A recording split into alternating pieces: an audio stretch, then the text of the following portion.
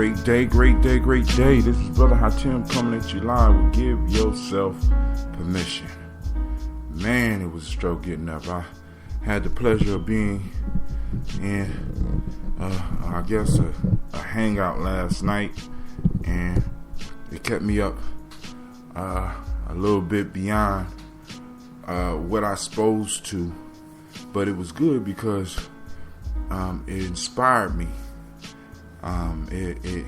It helped instill, or helped remind me of the hope that got me up in these early mornings anyway. So, first off, I want to say, great day, great day, great day. Next, I want to say good morning in the Journey Way. And those that are new to the show, morning for those on the journey means something a little bit different. Most of y'all think it's about the sun rising, but I'm saying good morning to you. MOURNING. Good morning. What have you mourned and released from your life? That's on one of the earlier shows. What have you released? All right. Now, listen, I'm feeling good. I'm getting back into the rhythm. I'm going to do at least 3 shows a week. The 5-show thing, because for some reason, Thursdays be beating me up. But, so, over the last few sessions, we've been counting our way to greatness. Now, in your mind, I want you to keep that there. Counting your way to greatness. Counting is a systematic process. Step 1, step 2, step 3 is a systematic process, and I need you to understand, moving towards your dreams, moving towards success, moving towards greatness, moving above and beyond, all happens in steps. And when we are able to recognize what step we are on, we know where to focus our energy. It's sort of like being a martial artist, and you know where the weak points of a person's body is. For those ladies, let me go and help you out real quick. Everybody has a knee. Those knee joints may look strong, but when you come from the side, kicking a knee straight is not good. Kick it from the side. You can take it out the hinges with about 10 to 15 pounds of pressure. That's a good sturdy kick in the side. Everybody has genitals, males and females. Everybody got eyes. There's the solar plexus. There's the side of the neck. There's the temples. So as a martial artist, you start learning these points, even though you don't use them because you know that it could be fatal, but you start learning and honing your craft. You know what I'm saying? So now, let me walk you through the steps real quick so that we can get to the marvelous things that I have for you today. Because listen, this number 7 is no joke. This 7 is no joke. I'm gonna give you a story about me and 7 before I even get into it. But first, remember that all these numbers, even a 0, because 0, I don't consider 0 a number. 0 is more like an entity, but nevertheless, all these numbers have to be practiced and balanced and respected. Each of them have their test. Now, with 0, you have to have the will to break out of the shell of the 0, because the 0 is like an egg. You have to have the will to emerge. You have to be willing to emerge, because some people get comfortable in that gestation period. You know what I'm saying? They want to hang on in that divine state, not realizing that you are being energized with this divine energy so that you can go out into the world or back into the world and share and grow. Then we move to the 1. And the 1 is about figuring out interdependence. But the challenge there is to not become so interdependent that you lose your independence. because you are a unique being that was sent to this planet or chose to come to this planet for a specific reason. So if you surrender yourself totally to a system, to an organization, to an individual, and become interdependent totally, you become a robot. You need to balance that interdependence with that independence. Then we move to cooperation, learning how to work with yourself and others, but not becoming so cooperative that you start surrendering who you are and start surrendering your principles, start surrendering your values. You become so cooperative that you become a slave. Then the third step is that communication, learning how to communicate within yourself, learning how to communicate your ideas to the world, but not forgetting that communication is a two-way process. Learning to listen. What's going on inside of you? What's going on with those around you? Learning the true power of communication, because communication is a cycle where people and things are exchanging energies, and learning how to listen as well as to speak. All right? 4, order. Realizing the importance of order, but not becoming so anal with it that you think that everything is supposed to operate in an orderly process that you deem that it should work on. Learning to be able to be in order within yourself and recognize the order in the world, but be able to adapt when necessary. 5 is freedom. Being able to recognize true freedom from false freedom. Not just doing what you want. I ain't gonna say that ain't gonna come. Doing what you want, but still having enough energy to do what you have to do.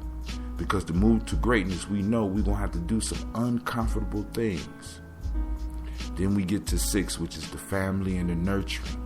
And we become nurturing, and we understand that all the lessons before that brought us to this magnificent state, and we start recognizing the values in everything around us and all the people around us. And once again, we get caught up into giving away ourselves so much that we don't have the fuel to move on, and we get stuck because we think it's just in that little circle that we have that we call family or that we call tribe, when there's more out there. And we need to be able to not only give to others, but also understand that we need to be taking energy for ourselves. Quick story on that point. I had a brother who Sundance, and when they get out in Sundance, they actually, in a sense, scar themselves and cut themselves and basically hang by their flesh and allow their flesh to tear. And he said, Brother Hatim, you're not going to be able to do this, because Brother Hatim wanted to do that. Yeah, because that's a powerful ceremony. You're not going to be able to do this until your 4th year of being involved with this. I'm not going to, somebody else will let you do it, but since you up under my tutelage, bruh, you will not be able to do this until your 4th year. He said, because you need to learn how not just to pray for the world, but to pray for yourself. He said you got to have just that little bit of selfishness, because you don't want to give all you have to the world, but then you have absolutely nothing left for yourself. All right? So being able to give, but being able to still be able to focus and nurture ourselves. Now we on number 7. And I know I'm running late, so let me get through number 7. Number 7 is the number of study, rest, or perfection. This is the step of study, rest, or perfection. This is where the light turns on. Because all those other steps are important. Don't get me wrong. But 7 is what they call the number of the mystic. This is where individuals start studying. Really studying. You thought you had the knowledge before, but at 7, you come to the understanding of what you don't know, and you start pursuing the knowledge of what it is you whatever you are working on in the cycle. You really start applying yourself and studying and trying to get the skills to a level that people will call perfect. Now, I want to be clear on this perfect piece. See, perfect is not the image that they give us. Actually, they don't even give us an image. They give us an idea that perfect is without a mistake or without a blemish. And that's not, that for me, that's not perfect. That's demonic. You know what I'm saying? Because the universe is constantly evolving. This thing that the creator, by whatever name you choose to call it, it created all these things, and everything is evolving, and everything is changing, and everything is different. You know what I'm saying? It's constantly evolving. So the perfection that people got us working towards is demonic, because it pushes us to try to not make mistakes when the universe moves and grows by the mistakes that we make. As I said before, the road to success is paved by the bricks that are made from the dust of our failures. Now, so perfection, let me tell you what perfection is. Perfection is the pursuit of beauty. Now, with the 7, you start learning how to see this beauty through your studies. You start learning how everything in the universe has seemed to line up for this moment that you are in right now. The universe has been conspiring to make you. Now, so when you start being able to see the perfection within yourself, the beauty within yourself, stop looking at the outer only, but even in the outer, there are beauty. You're beautiful inside. You're beautiful, and you start seeking this beauty. And not only do you seek this beauty within you, you can look out in nature and notice the beauty. You notice the perfection of each flower, even though each flower is different. You get up at night and walk outside and look at the stars and be amazed at the beauty of the twinkling stars. Or you can see the morning star and see the perfection and the beauty of this planet that is basically letting you know that the sun is on its way. You see the perfection in each water drop. You see the beauty within it, and you start learning and studying that beauty, and you become so good at what you do that almost everything you touch becomes beautiful, especially in the area that you're focusing on. And the last part is rest, and this is where I'm going to give you my quick study. 7 is the number of the mystic, because 7 is one of the harshest lessons that you have to learn.